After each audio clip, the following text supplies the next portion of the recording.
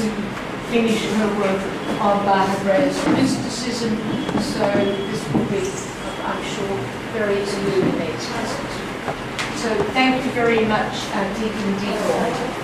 To mention at first that my research thesis is in the state of art yet. In the following, I shall give a preliminary outline on the text of this study, provide the status questions of my research of possible assumptions without giving a final hypothesis. During the Middle Ages, historiography was a significant literary genre in Syria. The 13th century Syriac writer Barhebraeus, who is a multilingual polymath author of an important corpus of writings of the Syriac Orthodox Church, composed beside many other works, 3 sizable chronicles. 2 in Syriac, one is dealing with the secular and another with ecclesiastical history, and one on secular history in Arabic.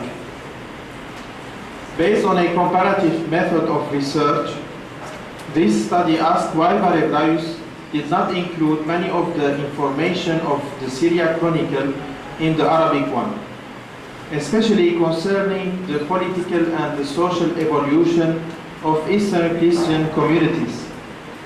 Did he change his method because of the changes in the intended audiences? Is the Arabic Chronicle indeed a review of the Syriac one? In this way, this paper contributes to give an explanation of the differences between the 2 chronicles and discuss the possible hypotheses suggested already by various scholars. In order to highlight our insights into the history of the Eastern Christian churches, especially during Barhebraeus' own time, which was marked by the end of the Crusades and the beginning of the new wave of Asian invasions.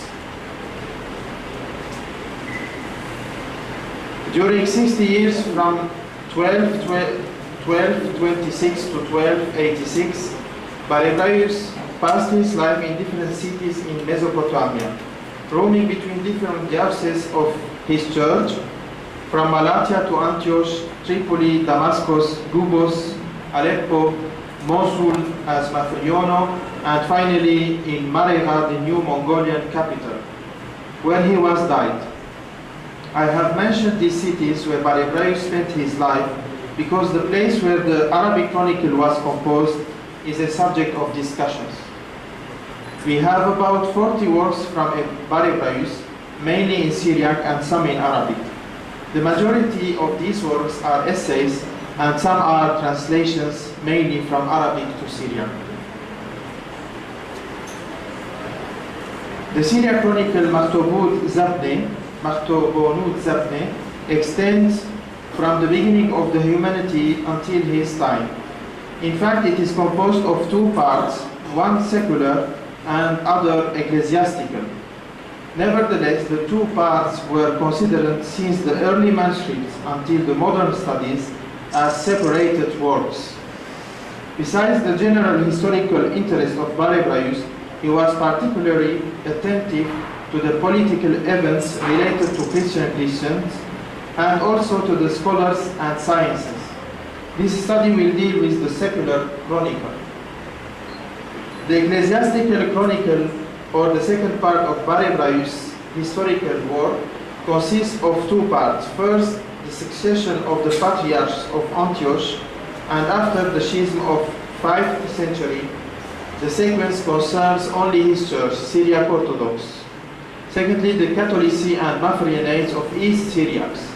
Barhebraeus recounts the churchly happening under each succession. According to Denise Aigle, the kind of historiography is born after the conversion of the Oriental people to Christianity, especially the Syriacs and Armenians, which started to have an aggregate view to the history, starting by Adam and Eve until their time. Because this linear history enrolled in the history of salvation. The chronicle is classed in 11 sections called in Syriac Bolo, which has several meanings, In this context, it signifies succession, division, section, or period. I shall quote the name of these chapters in a later point in comparison with the Arabic Chronicles.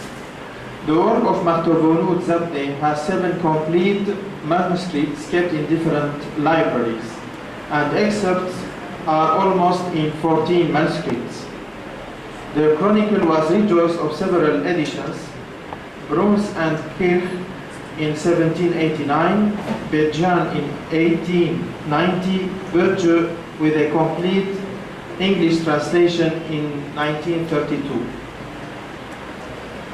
And the last one is by Chichek in 1987 that I shall use in my study. Knowing that there is still no critical edition for the Syriac Chronicle, all of these editions were only based on a single manuscript by just printing the text mentioned in the manuscript. The Arabic Chronicle, or Mukhtasar Tarikh al-Duwal, is then the universal history in Arabic done by Barhebraeus just before his death. Even the final patch was accomplished by his brother Barsaumo. The name is the same as his other historical works. In the estimation of many scholars, Barhebraeus composed his Arabic Chronicle at the request of Muslim scholars of Maraghe, the capital of the Mongol Empire, in northwestern actual Iran, where Barhebraeus spent his last days in order to provide Arabic speakers an access to the historical information his Syriac work offered. A thorough review of the Chronicles in both languages reveals numerous differences with regard to their informative value. Barhebraeus follows the same methodology of his former Syriac Chronicle with slight differences. We find several titles for this work in the manuscripts: Tarikh Mukhtasar al-Duwal, Tarikh Mukhtasar fi al-Duwal, Al-Mukhtasar fi al-Duwal, Mukhtasar Tarikh al-Duwal. All the studies has translated as the abridgment history of dynasties. I prefer the translation of the title of this book suggested by Hermann Teuler as summary of the history of countries or empires, and not dynasties, and that for 2 main reasons. First, it is the literal meaning of the word ad-duwal, which is the plural of dawla, state or country. Second, the word dynasties comes from ansab. It is the translation which explains the method of the author and not the content, because Barhebraeus clearly wants its division of a human history by the greatest historical empires and not by dynasties. The proof is that he tells several different dynasties in the same chapter, period, or empire. So the word dynasties explains more this way of telling the history. Furthermore, the literal translation of the word ad-duwal is closer to historical sense, kingdom or empires. Perhaps the translation as dynasties is due from the first edition and translation of the text to Latin by the English scholar Edward Pocock in Oxford 1663 as Historia Competentia Dynastarium. Certainly, the word Dawla, state, does not reveal here the modern concept of nation-state. Even though the Arabic Chronicle is entitled as abridgment or summary, Mukhtasar, but we cannot consider it in reality as an abbreviation of the Syriac Chronicle, because the literary extension of both words is the same in fact. The Mukhtasar contains much material not included in Syriac chronography and vice versa. Takahashi communicates at least 17 complete manuscripts beside a decade of fragment and excerpts, conserved in Paris, British Library, Leiden, etc. And also it is good to mention the presence of a complete manuscript in Kashuni, conserved in the Library of Vatican. There are many based partial editions, 2 complete editions of the work. First, as it mentioned, with the Latin translation by Bocco, and another by Anton Salhani in Beirut, 1890. For this study, I am using the reprint of 1983. As the Syriac Chronicle, both of these editions are not a critical edition, based mainly on one manuscript. In addition, the Latin translation of Bocco, there is two Persian edition and a Turkish one. Some general comparison of the two books. The Syriac Chronicle is divided into 11 chapters, while the Arabic one is divided into 10 chapters. Barhebraeus has divided the period of Persian kings into two distinct dynasties, those of Medes and those of Persia. He used in the Arabic Chronicle the name Magi to designate this empire. It should be noted that the Medes chapter in the Syriac is very small one. Barhebraeus calls the chapter as section in the Syriac Chronicle, while he uses the word state in his Arabic review. We remark a differences for the title of the 8th chapter concerning the Roman Empire, which is called as Franks in the Arabic Chronicle. The same for the 11th chapter, which is untyped as Huns in Syriac and Mongol in Arabic.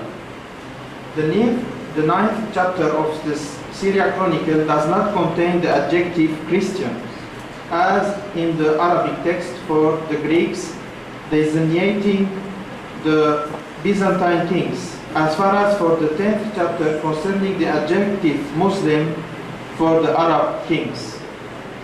There is a common element between the two chronicles, which is the biggest chapter is that the one which dedicated to Arabs. It is 370 pages in the Syriac text and 323 pages in the Arabic text. Thus, we can conclude that the Arabic period took the most importance of Barhebraeus' historical work. The enormous variation between the two chronicles sought the interest of the scholars. The same author consequently composed two different works for the same historical periods. A big number of Syriacists, like respectfully Wright, Duvel, Baumstark, Brockelmann, believe in three facts. First, is that the Arabic Chronicle was written by Barhebraeus at the request of Muslim scholars through the last time of his life in Maraghe. Second, Barhebraeus added or injected additional input concerning Arabic scholarship based on Arabic and Muslim sources. And finally, the author took in consideration the differences of audiences, which is Arab-Muslim one, for his Arabic work. If the Mukhtasar is not merely a translation or a summary of the Makhtubunut Zabni, the question of the relationship between the two works arises. Different answers have been given to this problem. It is important to mention the opinion of Annelies Luders, who in her doctoral thesis, Die Vorzüge in Urteil Syrischer und Armenischer Quellen, holds the view that the Mukhtasar would be a recasting of material already found in Makhtubunut Zabni, but this time with a Muslim, not a Christian audience in mind. Lawrence Conrad, who was the first scholar to devote a special study for the role of audience in the Mukhtasar, in his article on the Arabic Chronicle of Barhebraeus, his aims and audience, published in Parole de l'Orient in 1994, Conrad denied the claim of that Barhebraeus wrote the Arabic Chronicle in Maraghe just before his death, because it is impossible to imagine that our author finished this huge work with this recasting during 2 weeks or even 1 month. Conrad denied also the statement of Bar Salmo, the brother of Barhebraeus, that this latter spent 1 month before his death in Maraghe after both moved from Mosul in 1286. Furthermore, the parallel transmission of Barsalmo that this labor was done merely at the request of Muslim scholars in Maraghe is also unacceptable, without denying, however, that this work had probably a great interest or encouraged by them. Thus, it seems to be certain to Conrad that Barhebraeus started writing his Arabic review long before his displacement to Maraghe. In his analysis, based on comparative method, Conrad shows the difficulty to assert that Barhebraeus had the Muslim audience only in mind. In other words, the author had rather obviously the audience of his core religionist, the Christian. Another investigation concerning the question of audiences is by Denise Egg. In her study Barhebraeus et son public à travers ses chroniques en syriac et en arabe, Egg does a great note of divergence between the two chronicles, which is that almost all the information regarding the social evolution of Christian in the Arabic version disappeared. Beside of the choice of events in two books revealed such a particular intention to either Christian in the Syriac or Muslim in the Arabic. We remark also often, according to Egg, the disappearance of the personal comments of Barhebraeus on certain events in the Arabic version. She asks finally, is the Mukhtasar destined to Islamic readership? And conclude by acknowledgement of the difficulty to bring a definitive answer concerning the Arabic version. She affirms, however, that the destination of the Syriac Chronicle is definitively Christian. Nevertheless, it appears that Barhebraeus adapted his narrative story to the cultural references of his recitals. The question might carry different aspects according to different chapters. In general, she suggests the theory of work of compromise for the Arabic version, ouvrage de compromis, intended for a wide public, Christian and Muslim, whence the neutrality of the Arabic chronicle compared with the Syriac one. I have also to mention the study of Hermann Teuler, my promoter, who is in his study the Crusaders in Barhebraeus, Syriac and Arabic chronicle, a different approach, and his also article the Syriac Renaissance, where Teuler disagrees with Conrad's theme that the Arabic chronicle is a Christian work, directed to a Christian audiences. The fact that most of Christians in Barhebraeus' days possessed a limited knowledge of Syria. The writing of the Arabic chronicle would only reflect this new socio-linguistic reality. This latter argument does not seem very convincing according to Teuler, since in Barhebraeus' days the tendency would rather be in the opposite direction, because Barhebraeus felt obliged to translate several major works of Islamic scholars, such as Ibn Sina and Al-Ghazali, from Arabic into Syriac. Furthermore, Teuler affirms that the use of different sources is not a negligible role in the orientation of each chronicle, because the Mukhtasar includes numerous Arabic and Persian sources, some of which are quoted by name, the greater part, however, are not. In comparing some passages of the Crusaders' passages, Teuler found an obvious anonymously quotation to the Mukhtasar from the many-volumed Al-Kamil fi al-Tarikh, the complete history of Izz-ad-Din ibn al-Athir, dated in 1233. In other hand, it is known that Barhebraeus relied heavily on the famous and massive chronicle of the Syrian Patriarch Michael the Great. Teuler therefore underscores the application of different Islamic and Arabic sources in comparing the Arabic chronicle.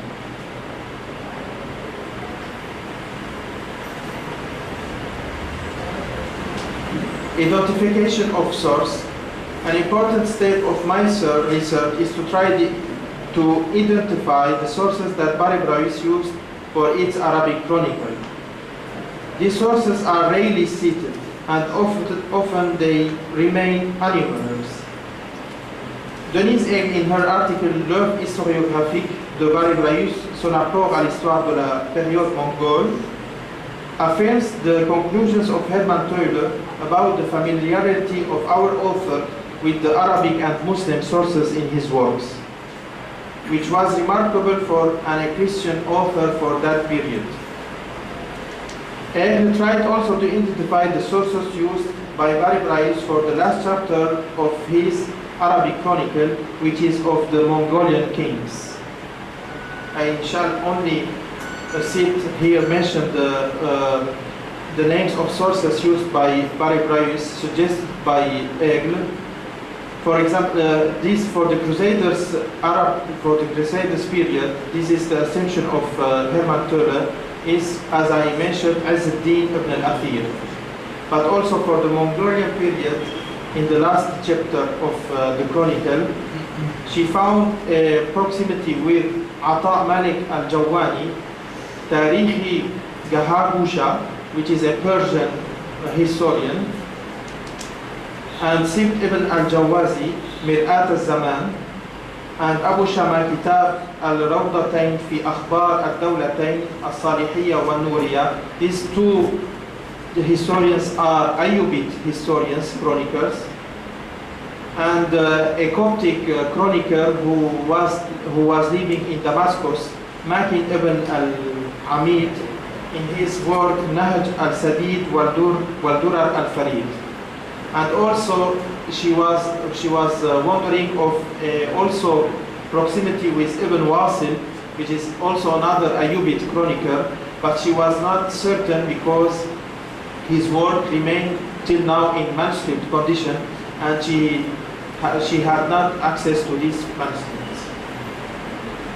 I will move for some examples of comparing. The case of Fatimid. When Barhebraeus wants to mention an event that relates to the Fatimid, he mentions them using the word Al-Alawiyun, the Alawite. He never uses the word Fatimid. He wants to point out by this name the Shia confession Fatimid, while the Abbasides were Sunni Muslims. In the Arabic chronicle, he often uses the word Egyptians, Mesroye, and sometimes he says the reign of Egyptians. As for the Fatimid caliphs, he rarely called caliph, Khalifa. He often uses the word master of Egypt, Sahib Masr, or governor of Egypt, Hakim Masr, but always with the adjective Alawite. Unlike the Syriac chronicle, when he mentioned the Fatimid dynasty, he does by the word Khalifa, he said the Khalifa of Egypt, without the adjective Alawite. Then in the Syriac chronicle, he considers the continuity of caliphate is only by the Abbasides succession, contrary to the Arabic chronicle when he upgrades the Fatimid to the caliphate degree.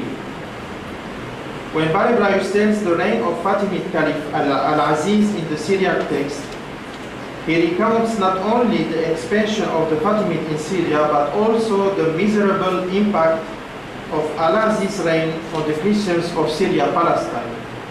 For example, the destruction of the Church of Holy Sepulchre in Jerusalem, as far as a wave of persecution of that caliph against the Christians, the destruction of their monasteries, and the killing of their bishops and monks. On the other hand, we have no mention of these events in the Arabic text. The case of Mongols. Barhebraeus can be considered one of the official historians of Ilkhanate Empire. In the Syriac Maktubulu Zabne, his judgment is rather positive. The period of the first Khans was presented as a kind of golden age for the Syriac communities. He devotes a bibliographical notice on Hulagu, who conquered Baghdad, wherein he describes him in an illustrious and glorious manner. I quote, "Hulagu is one who has never an equal in wise and magnanimity." The same thing is for his wife, Dokuz Khatun. He comments their disappearance by these sentences. The death of these two stars did triumph the religion of the Messiah caused a great affection among the Christians. Of course, this comment is not mentioned in the Arabic Chronicle. Barhebraeus shares the opinion of his co-religionists, even from the other communities as Armenian, concerning Hulagu, who was presented in certain way as a new Constantine, a liberator of Christians from the enemies of the Christ. Yes, I will finish. In the other hand, we have a very neutral narrative of the conquest of Hulagu to Baghdad and the Islamic territory in the Arabic Chronicle. In the beginning of the 11th chapter of the Mukhtasar, there is a complete omitting of the notice concerning a special protection of Christians and their churches by the governor of Baghdad, Ali Bahadur, appointed by Hulagu, as far as tensions between Christians and Muslims because of this discrimination. Ciphering small differences between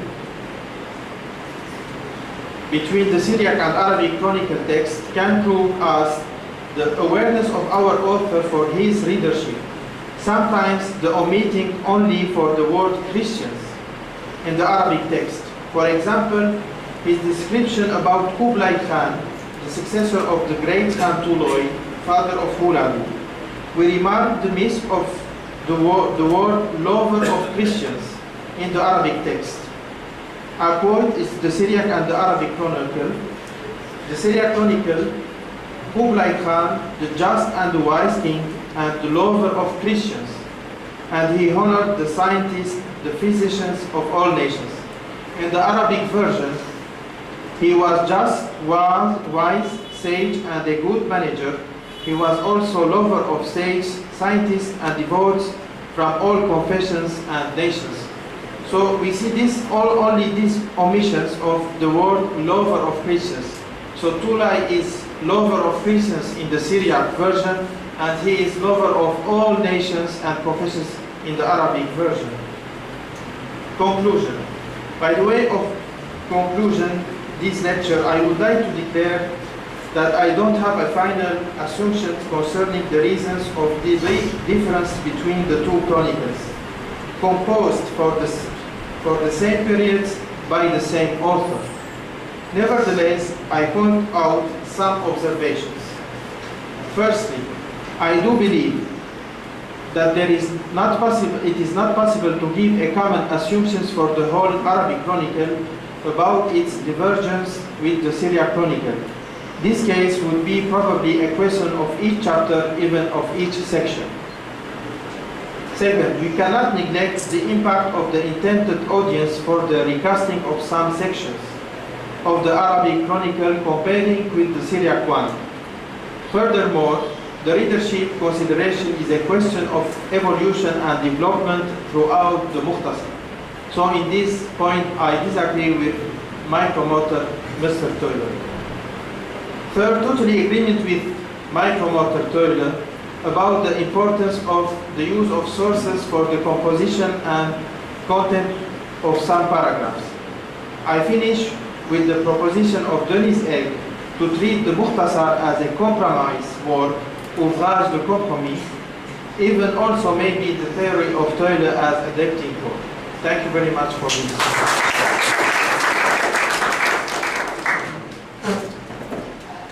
Well, thank you very much, Deacon Dibo. I'm sure there'll be many questions, but we have to press on. If we have time at the end, we can raise questions with you, but we must now present the third speaker, if you'd like to come forward, Christophe Parr.